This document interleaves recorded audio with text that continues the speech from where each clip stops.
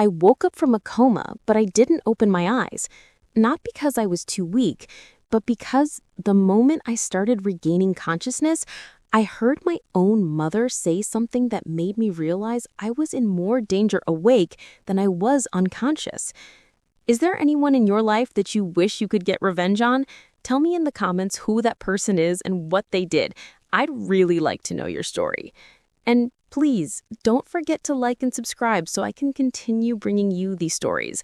Your support helps me keep creating and sharing new content for you. My name is Elena Brooks, and this is the story of how I woke up from a coma and heard my mother wishing I would never wake up. I was 24 years old when the accident happened. I was driving back from a friend's house late at night when a drunk truck driver hit my car from behind. I don't remember the impact.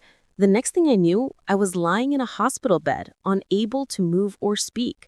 For the first 10 days, I was completely unconscious. My mother, Margaret, stayed by my side almost every day. She would hold my hand, cry in front of the doctors, and tell them how worried she was about me. My stepfather, Richard, also visited, but he never stayed for long. I could sometimes hear their voices even when I was unconscious. But on the 18th day, something changed.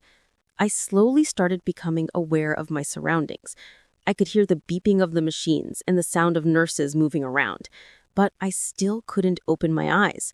My body felt extremely heavy, like it was tied down with weights. That's when I heard my mother's voice. She was speaking on the phone in a low, serious tone. It wasn't the worried voice she used when doctors or nurses were around. This voice was cold and calculating. I know, but how much longer do we have to wait? She's been in this coma for almost 3 weeks now. There was a pause as she listened to the person on the other end. Then she spoke again, and what she said next made my heart stop beating for a second.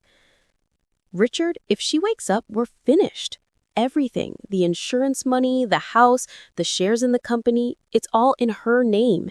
If she comes out of this, we lose everything. I stayed completely still.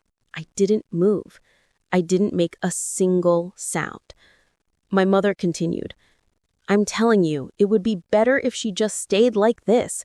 We could sell the house, pay off the debts, and finally live without worrying about money.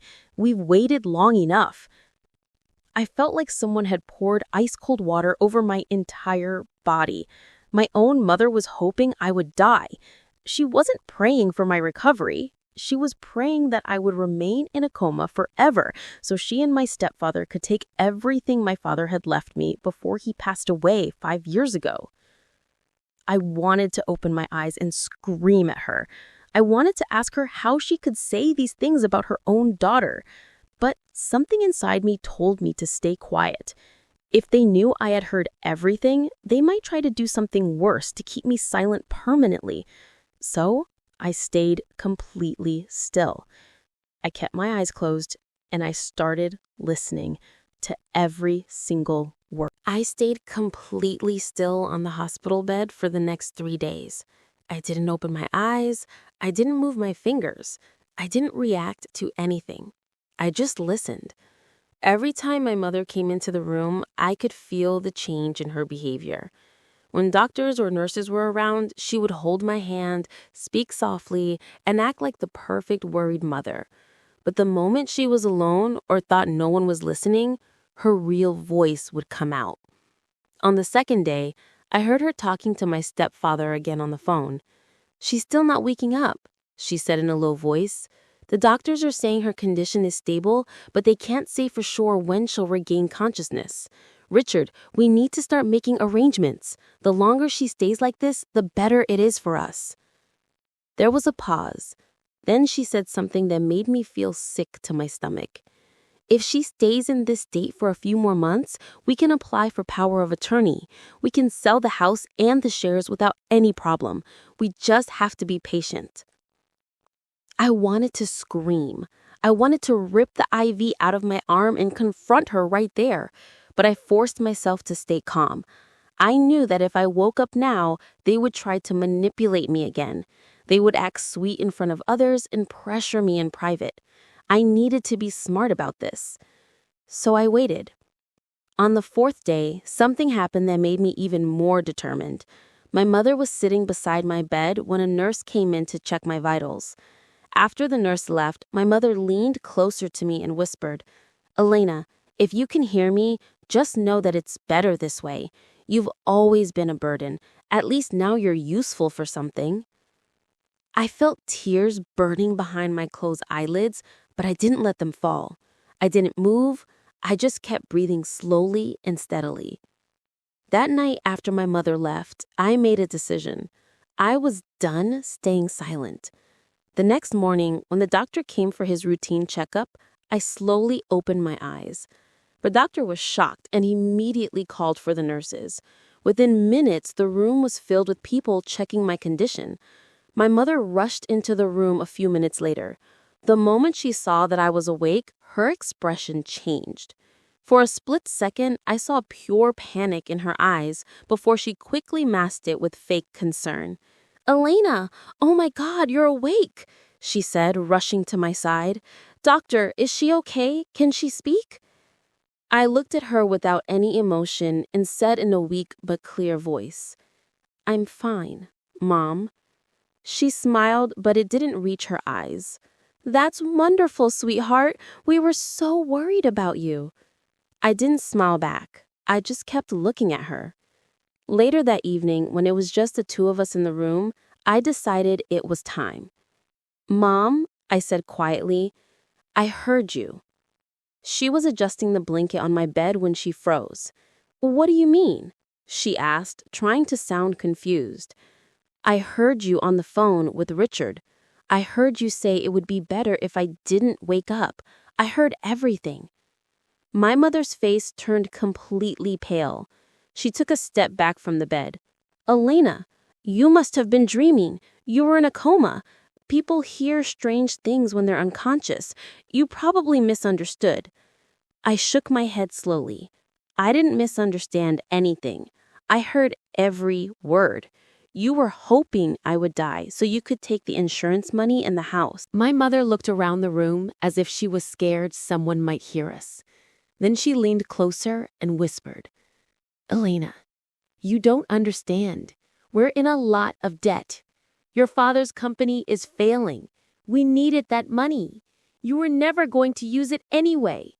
It made sense for us to have it." I looked at her with disgust. "So you were willing to let your own daughter die from money?"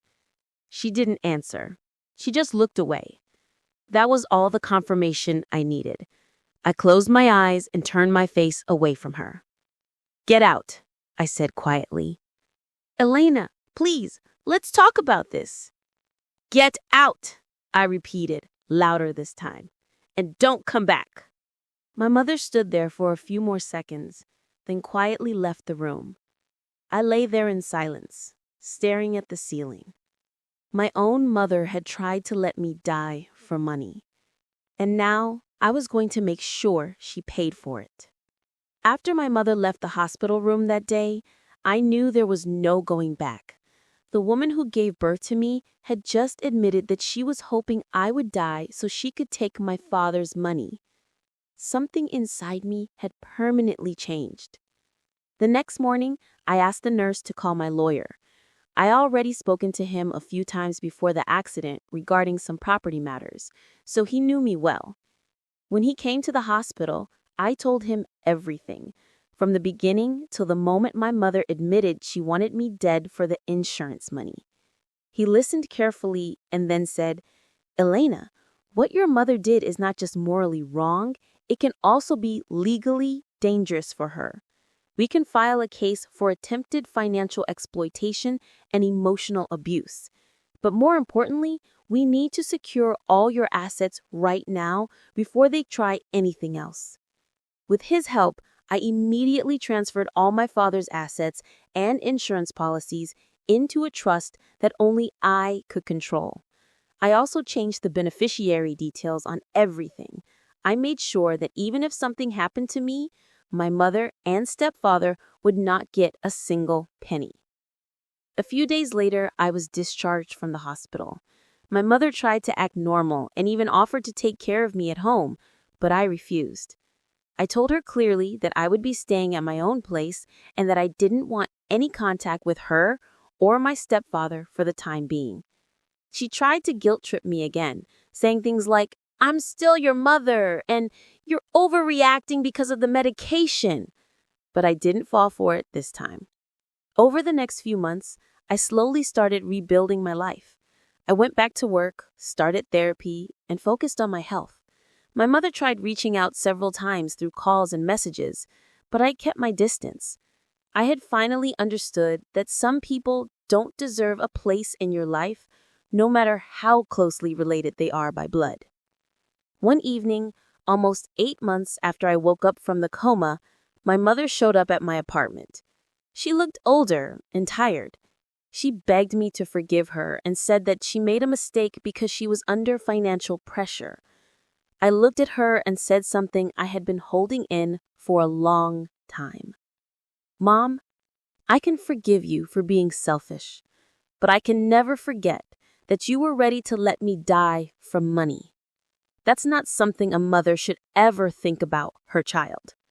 I don't hate you, but I also don't want you in my life anymore." She stood there in silence for a few seconds, then quietly turned around and left. That was the last time I saw her. Looking back at everything, I realized a few important things. Sometimes the people who are supposed to protect you can become the biggest threat to your peace. And when that happens, you don't have to keep giving them chances just because they are family. Protecting yourself is not selfish, it's necessary. I also learned that staying quiet doesn't always mean you're weak. Sometimes staying silent and gathering your strength is the smartest thing you can do. I could have confronted my mother the moment I woke up, but I waited. That patience helped me gather proof and protect myself properly. Most importantly, I understood that real strength comes from knowing your worth. For years, I had let my family make me feel like I was less important. But the moment I decided that I deserved better, everything started changing. If there's one thing I want people to take from my story, it's this: never let anyone, not even your own family, make you feel like you are disposable. Your life, your peace, and your future are yours to protect. Is there anyone in your life that you wish you could get revenge on? Tell me in the comments who that person is and what they did. I'd really like to know your story. And please don't forget to like and subscribe so I can continue bringing you these stories. Your support helps me keep creating and sharing new content for you.